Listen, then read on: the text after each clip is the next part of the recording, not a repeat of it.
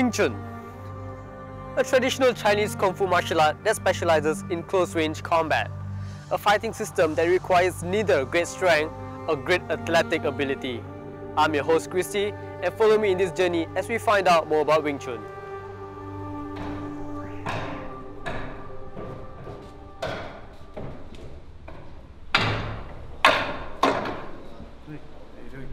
Sir, how are you? Fine, thank you.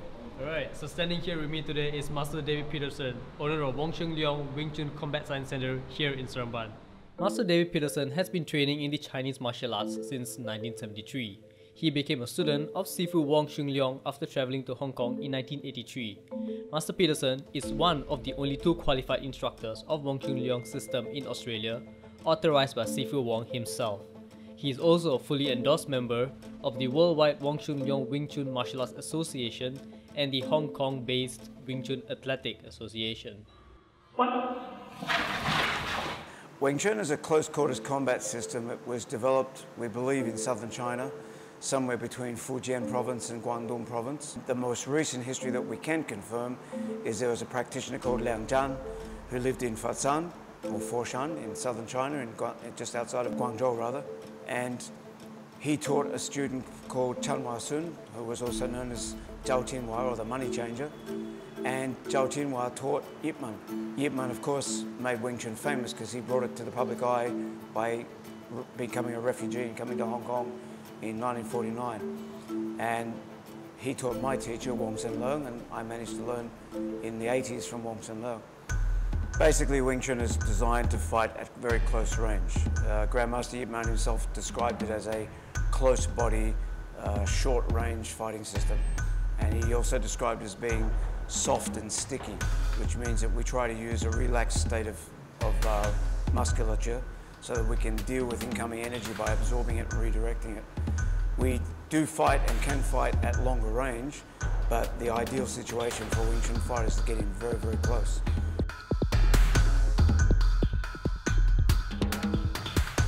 The Wing Chun system is based around a set of principles or concepts. The main ones being the centerline theory, which suggests the shortest distance between me and my opponent is always a straight line. So if I make good use of centerline theory, my technique should always be faster and therefore more efficient than my opponent's. If I always attack my opponent's center of mass, which is an extension of centerline theory, it means that I should be able to do more damage with less effort because I'm hitting in a way that you have to take a lot more punishment from whatever I strike you with. And if I utilize the centerline theory in the way that I attack you, I'm also protecting my own center of mass from the bulk of your attacks. So that the centerline is probably the most important theory in Wing Chun. It's Master David's sole aim to pass on the skills, knowledge and understanding of Wing Chun exactly as Sifu Wong taught them to him. 因為如果你搞武術搞長遠嚟講咧，梗係揾啲武術係可以到老都可以繼續 practice 㗎啦。因為如果你揀啲好似好 aggressive 嘅，當你上年紀嘅時候，你所學嘅嘢你未必用得到嘅喎。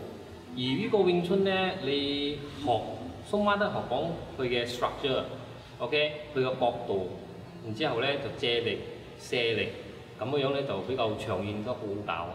我覺得詠春對於我哋女子咧，呢個比較適合我哋咯，即係適合我哋年紀啦。譬如呢個好粗重啊，有敏捷啊，學到變咗我哋對於我哋身子都係健康咯。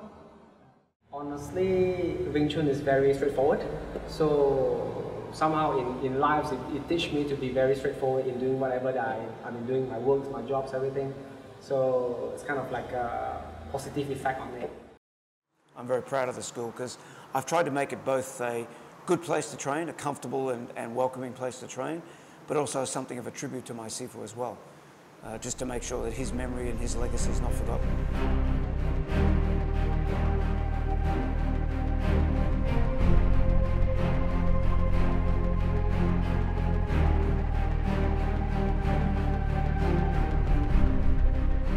Most people want to move the body a lot when they throw punches.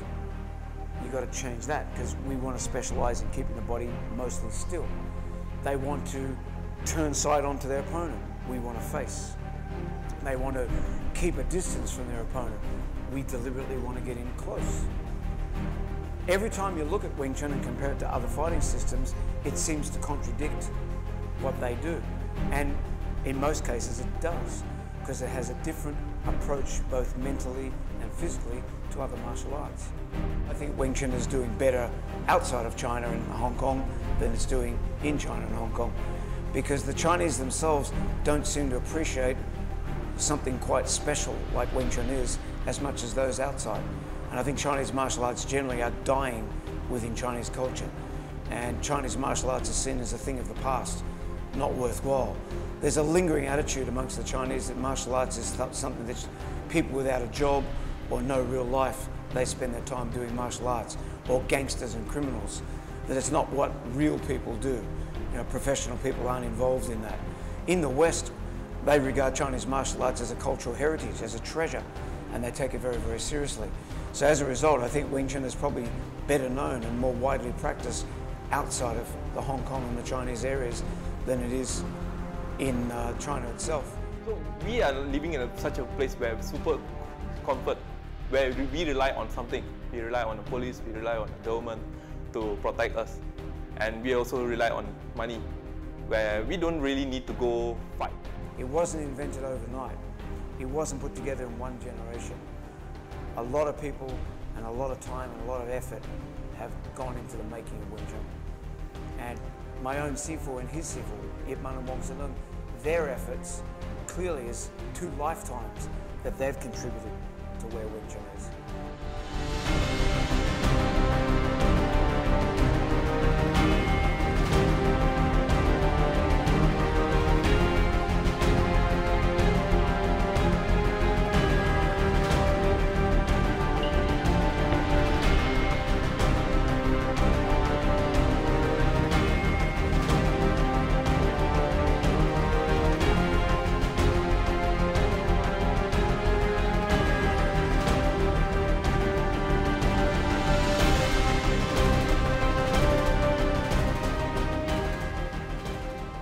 Wing Chun, a martial art that was put together by legends, and it's still being taught till the very today. I hope you have learned about Wing Chun as much as I did throughout this journey. I'm your host Christy, and thanks for watching.